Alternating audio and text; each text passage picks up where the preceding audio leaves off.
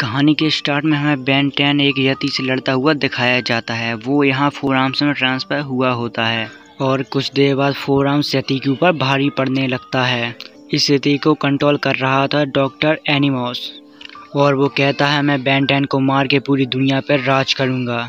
इसके बाद हमें केविन और क्वीन दिखाई जाती है जो एक बम को डिफ्यूज़ कर रही होती है। इसके बाद बेन 10 एक नए एलियन में ट्रांसफॉर्म हो जाता है और यति को अपने काबू में कर लेता है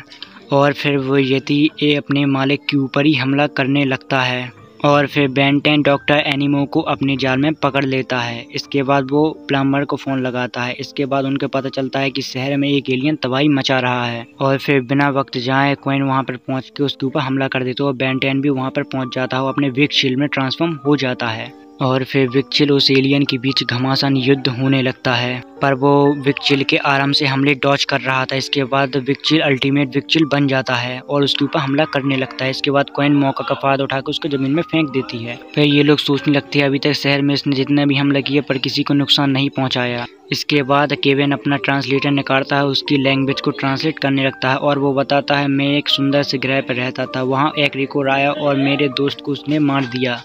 और फिर उसने मुझको पकड़ लिया, इसलिए मैं आप लोगों की मदद लेने के लिए आया हूँ। वो बताता है कि मैं और मेरे दोस्त जब जेल में थे तो हम लोगों ने वहाँ से निकलने की कोशिश की थी, पर उसके बाद हम लोगों को पता चला हम जिस जेल में हैं पर वो जेल नहीं, वो तो एक स्पेसशिप है और हम लोग वहाँ से नहीं निकल सकते हैं। और फिर तभी एग्रीकोर को हम लोगों के निकलने का पता चल जाता है और हमारे ऊपर हमला हो जाता है और फिर मेरे दोस्तों को पकड़ लिया जाता है और मैं प्लम्बर्स को सिग्नल भेजने के लिए कोशिश करने लगता हूँ।